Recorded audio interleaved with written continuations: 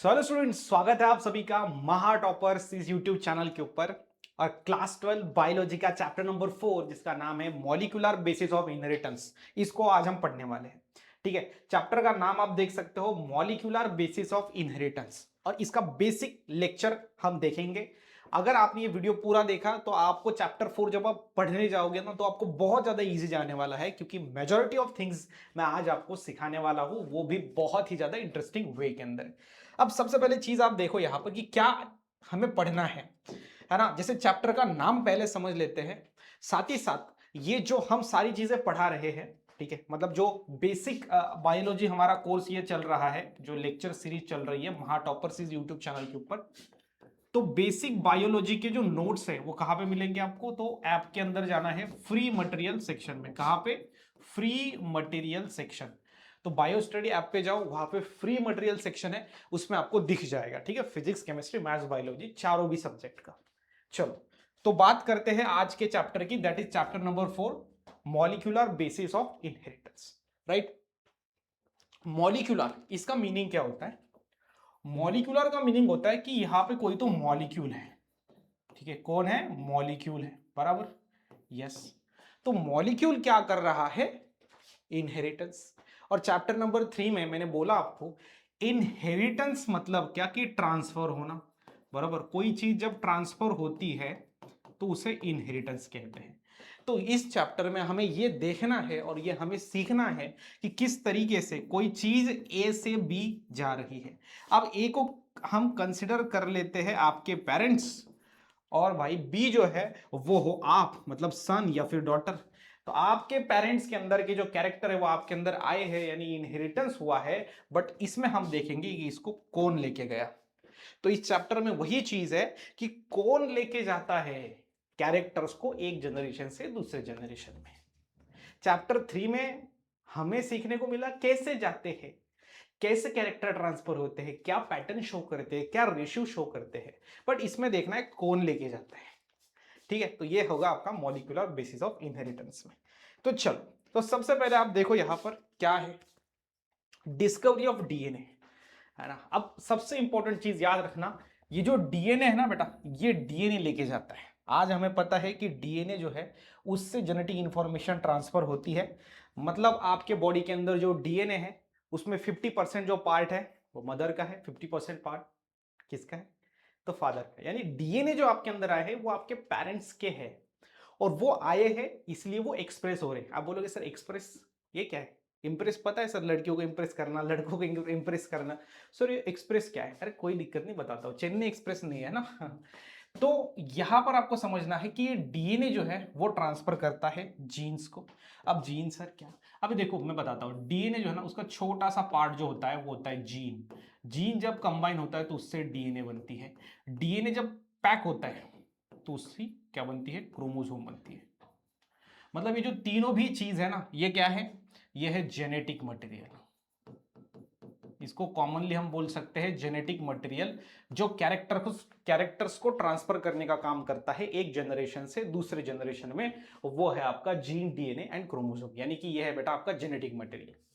ठीक है, अब जीन्स आपके बॉडी के अंदर है, डीएनए आपके बॉडी के अंदर, क्योंकि जीन को मिला के ही डीएनए बनाए हैं और डीएनए को पैक करके क्रोमोसोम बनी है। ये तीनों भी क्या है? जेनेटिक मटेरियल है, और जो क्या करते हैं, कैरेक्टर्स को एक जनरेशन से दूसरे जनरेशन में लेके जाते हैं।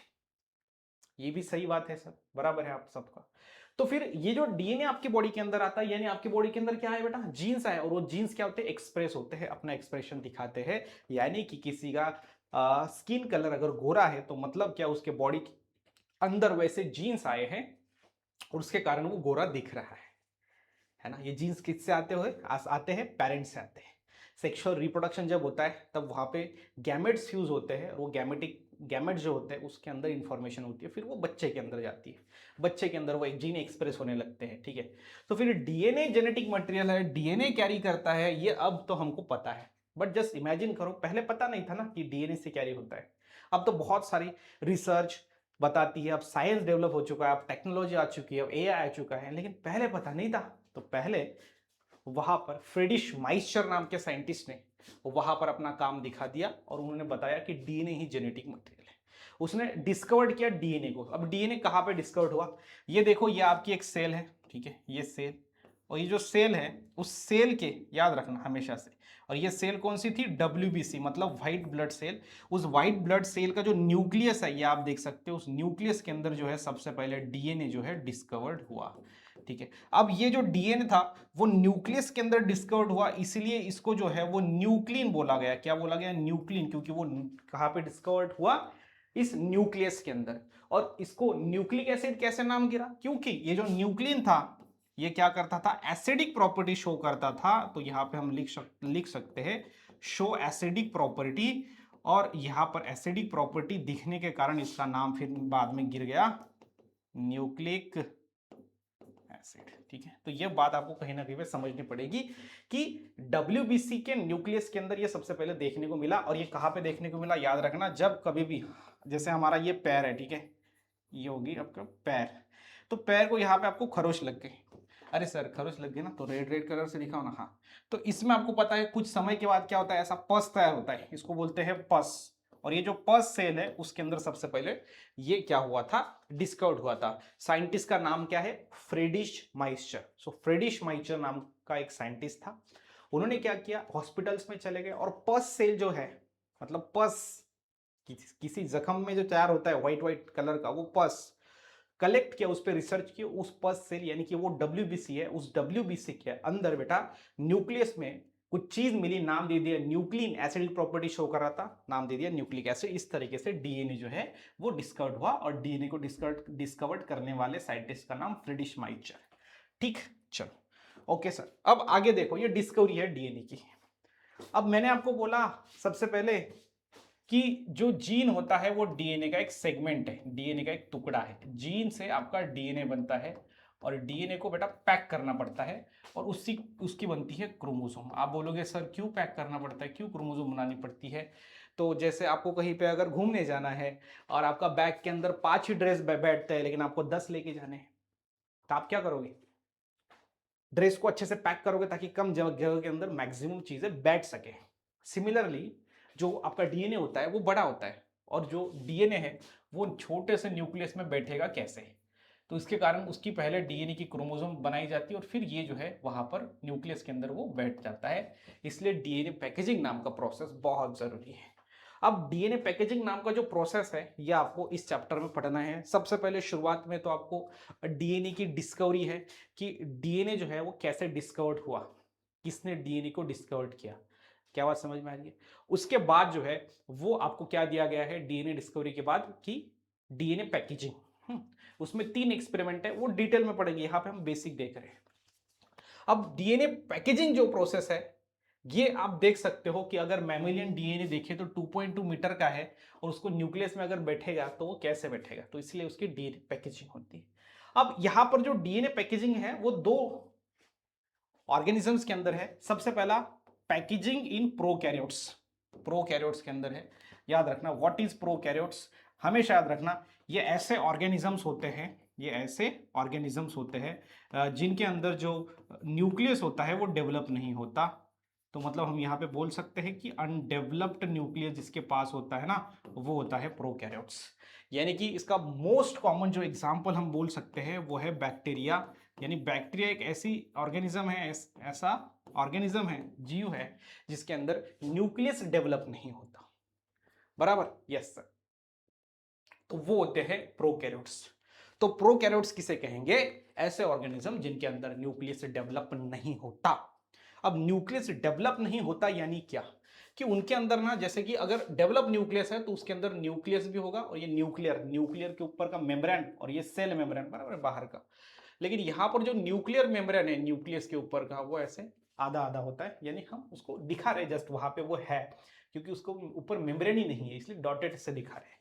तो ये अनडेवलप्ड न्यूक्लियस है प्रोकैरियोट्स, और ये यूकैरियोट्स जिसके अंदर डेवलप न्यूक्लियस होता है। तो सिंपल बात है। अब डीएनए की साइज देखो 250 माइक्रोन थी, यहाँ पर 2 माइक्रोन है, मतलब साइज कम होगी, डीएनए पैकेजिंग हो गया। प्रोकैरियोट्स के अंदर बैक्टीरिया, तो ये बेसिक है। प्रोकैरियोट्स में सादा सादा लेवल का पैकेजिंग है। बट अगर हम बात करेंगे आपके इसमें, अब इधर प्रोकैरियोट्स में क्या हुआ है, सिर्फ फोल्डिंग और सुपर कॉइलिंग होकर डीएनए पैक हुआ है। बट अगर हम बात करें यूकैरियोट्स, मैंने अभी आपको समझाया कि यूकैरियोट्स ऐसे ऑर्गेनिज्म है बेटा जिसके अंदर जो न्यूक्लियस होता है वो अच्छे से डेवलप होता है, डेवलप्ड न्यूक्लियस। हम क्या है? यूकैरियोट्स। हम कौन है? तो यूकैरियोट्स है। ठीक है, अब यहां पर आप देखो, इसको पैक करने के लिए थोड़ा सा इंपॉर्टेंट मैकेनिज्म है, एडवांस मैकेनिज्म है। इसके अंदर ना तीन चीजें होती है, हमेशा याद रखना। ये जो रेड कलर का आपको दिख रहा है ना, ये होता है डीएनए, तो इसको बोलते हैं कोर डीएनए, यानी डीएनए का एक टुकड़ा है वो। उसके बाद ये जो 1 2 3 4 5 6 7 8 8 दिए गए हैं, कितने? 8। 8 होते हैं हिस्टोन्स प्रोटीन्स, ठीक है, हिस्टोन्स प्रोटीन्स होते हैं। और ये जो ग्रीन कलर का दिया गया है ना आपको, ये जो ग्रीन कलर का है ये होता है लिंकर डीएनए, ठीक है, उसको बांध के रखने वाला लिंकर डीएनए, क्या बोलते हैं? Linker DNA. तो ये तीन चीजें मिलके बनता है न्यूक्लियोसोम, हमेशा याद रखना, एक न्यूक्लियोसोम बनता है, बराबर। पहले तो ये रेड वाला डीएनए का एक टुकड़ा, डीएनए कोर, ये प्रोटीन्स। अब देखो ये रेड, अगर ये डीएनए है, सपोज ये डीएनए इतना लंबा था, अब इसको किसी चीज के यहां पर आजू बाजू में लपेट दिया तो वो छोटा हो जाएगा। आप बोलोगे सर हिस्टोन प्रोटीन्स का ही इस्तेमाल क्यों किया हमने उसको साइज कम करने के लिए, लपेटने के लिए? क्योंकि हिस्टोन प्रोटीन्स होते हैं पॉजिटिव चार्ज और डीएनए पे होता है नेगेटिव चार्ज, इसीलिए दोनों एक दूसरे को अट्रैक्ट करते हैं और एक कॉम्प्लेक्स छोटा सा नन्ना सा स्ट्रक्चर बना देते हैं जिसको बोलते हैं हम न्यूक्लियोसोम। और ये जो न्यूक्लियोसोम है ये आगे चल के फिर बाद में एक दूसरे को जोड़ जोड़ के और सुपर कॉइलिंग वहां पे होती है। जैसे आप देख सकते हो ये बॉल की तरह जो दिख रहा है वो न्यूक्लियोसोम है, ठीक है। अब ये देखो, सबसे पहले ये डीएनए है। अब डीएनए को पैक करने के लिए डीएनए लिया, हिस्टोन प्रोटीन्स लिया और लिंकर लिंकर डीएनए लिया, एक लिंकर डीएनए इसको बांध के रखने वाला दोनों साइड से ताकि खुल ना जाए। तो ऐसा बॉल के टाइप स्ट्रक्चर तैयार हो गए, इसको बोलते हैं न्यूक्लियोसोम। ये न्यूक्लियोसोम फिर एक दूसरे के साथ बहुत कॉम्पैक्ट अरेंजमेंट हुए, उसको बोलते हैं सोलेनॉइड फाइबर नाम का स्ट्रक्चर फॉर्म हुआ। सोलेनॉइड फाइबर और सुपर कॉइलिंग होकर क्रोमेटिन फाइबर बना और ये chromatin fibre again super coiled होकर लास्ट में बेटा क्या बनी? क्रोमोसोम बनी। और ये जो क्रोमोसोम है ये आराम से अभी न्यूक्लियस के अंदर बैठ जाएगी। यानी हमने यहां पर क्या देखा? DNA packaging in eukaryotes. Eukaryotes के अंदर थोड़ा सा ये मैकेनिज्म एडवांस आपको देखने को मिल रहा है। क्या बात समझ में आ रही है? I hope you guys understand very well कि किस तरीके से यूकैरियोट्स में पैकेजिंग होता है। तीन चीजें बहुत जरूरी है, DNA core, histone proteins, linker DNA, मतलब ये न्यूक्लियोसोम बन जाएगा। तो फिर ये देखो, ये डायग्राम में आसान भाषा में आपको डीएनए पैकेजिंग दिख रही है, समझ रही है। यूकैरियोट्स में थोड़ा एडवांस है, प्रोकैरियोट्स में बेसिक है। एग्जाम में ज्यादातर सवाल यूकैरियोट्स पे आते हैं। चलो अगला यहां पर पार्ट देखते हैं, यूक्रोमेटिन और हेटेरोक्रोमेटिन होता क्या है। बहुत बार इस पे सवाल एग्जाम में आ चुके हैं, तो आपको इसके ऊपर थोड़ा सा ध्यान देना होगा, पढ़ना होगा, राइट। चलो पढ़ते हैं अभी यूकैरियोट्स और आपका यूकैरियोट्स और प्रोकैरियोट्स नहीं, वो अलग है।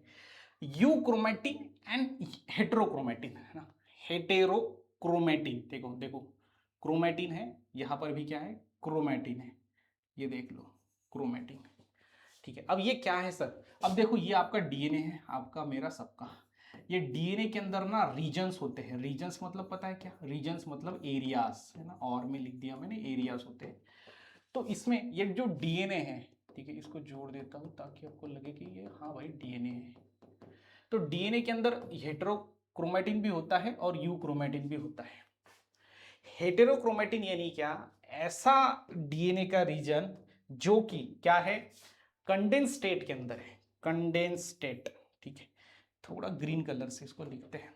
यूक्रोमेटिन क्या है? रीजन है, एरिया है। किसका एरिया है? वो डीएनए का एरिया है। लेकिन वो कैसा एरिया है? जहां पर वो कंडेंस स्टेट में होता है, मतलब वो किसके साथ रिएक्शन नहीं करता या फिर वो खुला नहीं होता। जैसे फॉर एग्जाम्पल सलमान खान, ठीक है, ऐसा होता है ना, बराबर है कि नहीं? ऐसे पर्सनालिटी है, ठीक है, मतलब किसी के साथ वो पेयर करेगा क्या? नहीं, वो कंडेंस स्टेट में है। बट अगर हम शाहरुख खान की बात करें तो वो ऐसा है, आ जाओ, बराबर। तो वो एक ओपन स्टेट में, दैट इज वो हो गया यूक्रोमेटिन। रिलेट करने के लिए याद रखना है, बाकी समझना है। Euchromatin and heterochromatin, these are the regions of DNA. Euchromatin एक ऐसा रीजन है जो ऑलवेज ओपन होता है और हेटेरोक्रोमेटिन एक ऐसा रीजन है जो कंडेंस स्टेट में होता है। तो अगर डीएनए रेप्लिकेशन चालू करना है तो कौन से रीजन में होगा? यूक्रोमेटिन। यूक्रोमेटिन मतलब हाईली एक्टिव रीजन, है ना। और हेटेरोक्रोमेटिन मतलब वहां पे डीएनए का सोए हुए डीएनए, कोई मतलब कंडेंस स्टेट में खुला हुआ नहीं है, ठीक है। तो ये चीज आपको याद रखना है। तो ये फास्ट रेप्लिकेट होता है यूक्रोमेटिन और बहुत ज्यादा एक्टिव भी होता है। बट ये अगर हम बात करें तो ये फास्टली रेप्लिकेट नहीं है, वो उतना ज्यादा एक्टिव नहीं है हेटेरोक्रोमेटिन, ठीक है। दोनों भी क्या है, डीएनए के रीजन है। इसके नोट्स आपको महाटॉपर्स ऐप के फ्री मटेरियल में दिख जाएंगे, ठीक है, जो पढ़ा रहे हैं। चलो अब डीएनए रेप्लिकेशन को थोड़ा समझते हैं। डीएनए रेप्लिकेशन, देखो डीएनए यानी डीऑक्सीराइबो न्यूक्लिक एसिड बराबर, और डीएनए रेप्लिकेशन यानी क्या, डीएनए का रेप्लिकेशन यानी होता है डीएनए का डिवीजन, ठीक है। डिवीजन होना यानी कि एक डीएनए से दो डीएनए बनने की प्रोसेस डीएनए रेप्लिकेशन। तो जैसे हमारे बॉडी के अंदर सेल डिवीजन नाम की प्रोसेस होती है, जिसमें एक सेल से दो सेल, दो से चार, चार से आठ सेल ऐसे बनते रहते हैं, क्योंकि हमारे बॉडी की ग्रोथ हो रही है, यानी नंबर ऑफ सेल बढ़ रहे हैं। तो नंबर ऑफ सेल बढ़ने के लिए सेल डिवीजन नाम का प्रोसेस होता है, वो भी आपको पता है, राइट। तो यहां पर अगर हम डीएनए रेप्लिकेशन की बात करें तो ये एक ऐसा रेप्लिकेशन है जिसको हम बोलते हैं सेमी कंजर्वेटिव, मतलब आधा पार्ट बचाया जाता है। मतलब जिससे हमें ये डायग्राम अगर हम निकालेंगे तो हमें ऐसा दिखाना पड़ेगा कि जो 50% पार्ट है, एक जो डीएनए का स्टैंड है वो पुराना ही है। क्या बात समझ में आ रही है? हाँ। तो ये हमारे पास पुराना डीएनए है। इस एक डीएनए से हमने कितने डीएनए बनाए, दो डीएनए बनाए, लेकिन उसमें से एक स्टैंड जो है वो पुराना वाला है, सफेद वाला, यानी आधा पार्ट बचा लिया, आधे पार्ट पुराना था, उस आधे पार्ट पे दूसरा हमने क्या किया दूसरा स्टैंड बना दिया। तो एक डीएनए से दो DNA, but 50% part is old and 50% part is new, इसलिए इसको सेमी कंजर्वेटिव बोलते हैं। सेमी यानी होता है हाफ, और कंजर्वेटिव मतलब बचाना, तो हाफ पार्ट जो है वो पुराना यूज किया जाता है, that's why semi conservative replication of DNA.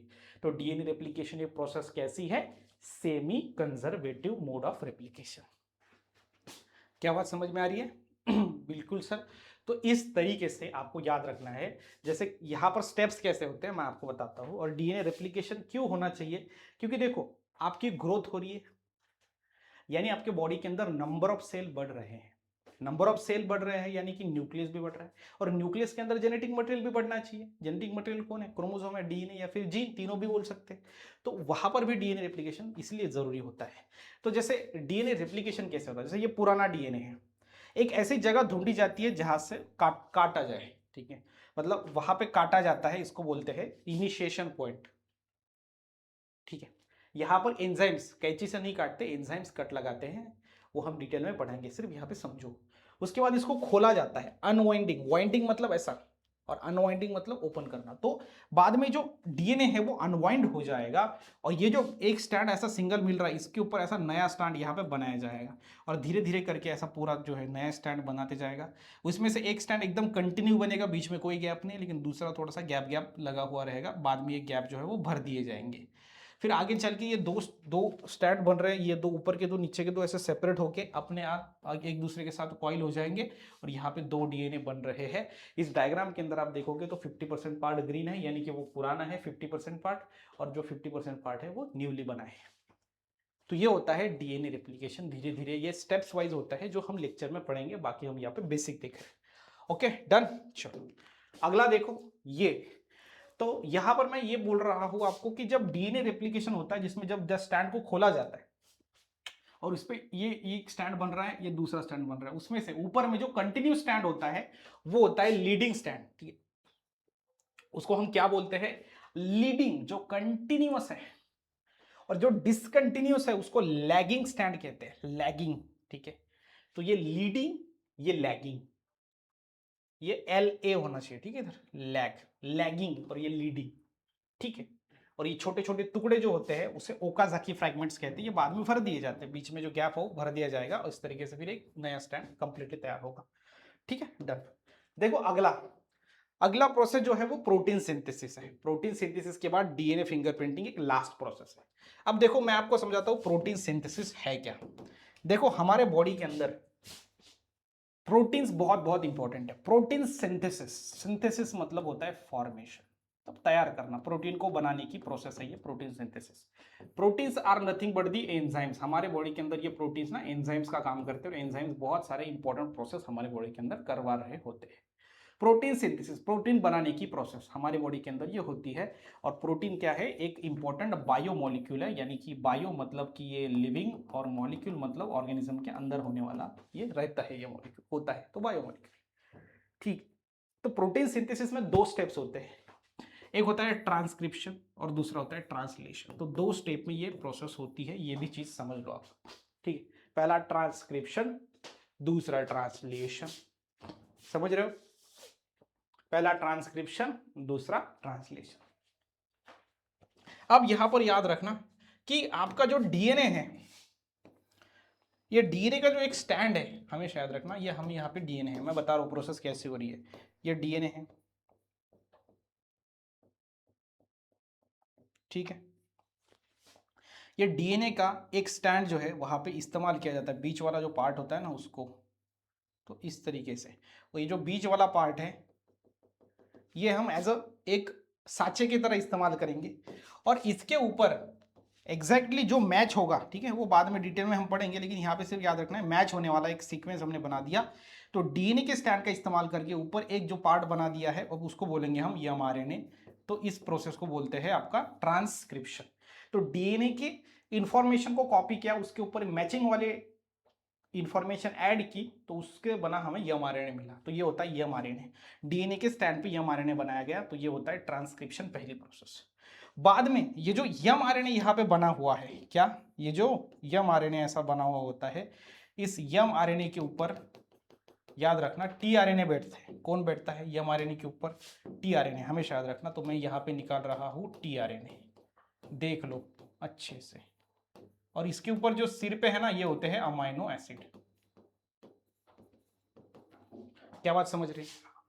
तो फिर बाद में ये जो एमआरएनए है, इस पे कौन आके बैठता है? टीआरएनए बैठता है। लेकिन साथ में क्या लेके आता है? साथ में लेके आएगा अमाइनो एसिड।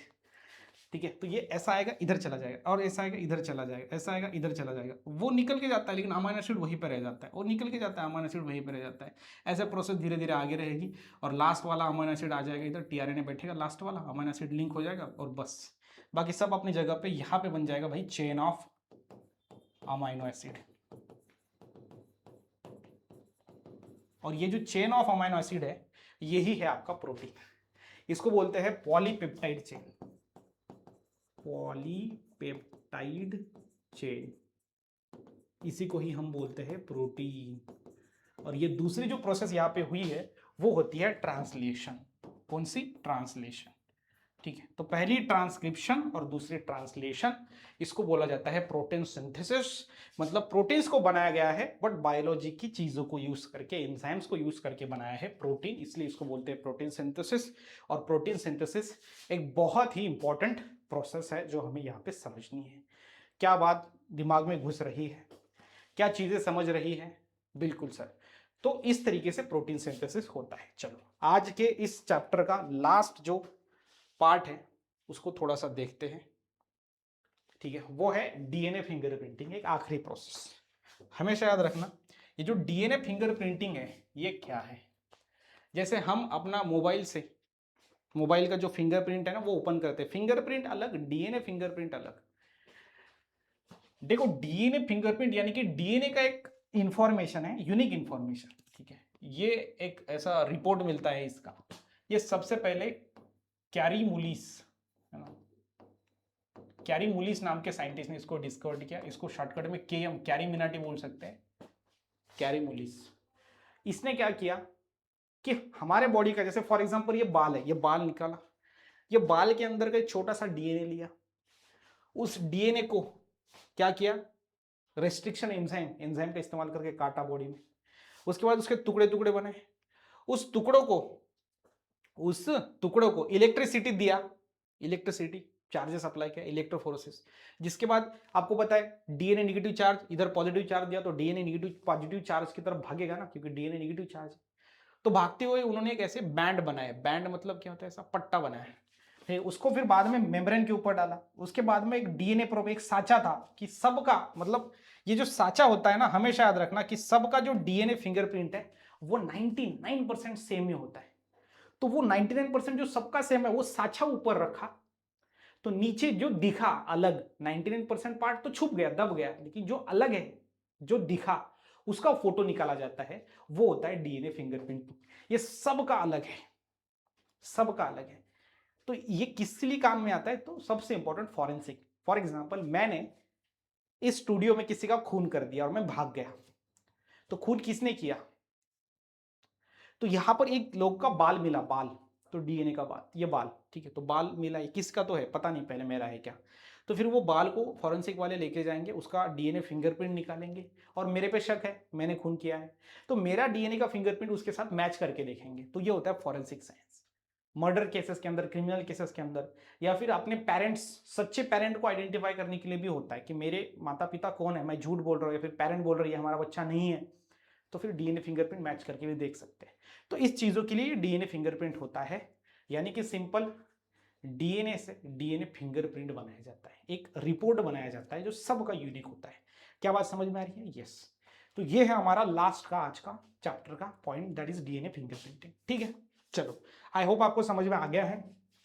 और नेक्स्ट चैप्टर में हम chapter number 5 that is origin and evolution of life, इस चैप्टर को देखेंगे डिटेल्ड में, और उसका बेसिक चीज, मतलब जो आपके दिमाग के अंदर घुस जाएगा कंसेप्ट। आई होप आज आपको सारी जो चीजें है वो डेफिनेटली अच्छे से समझ में आई होंगी। मिलेंगे नेक्स्ट लेक्चर के अंदर, तब तक के लिए stay happy, stay motivate. Thank you so much.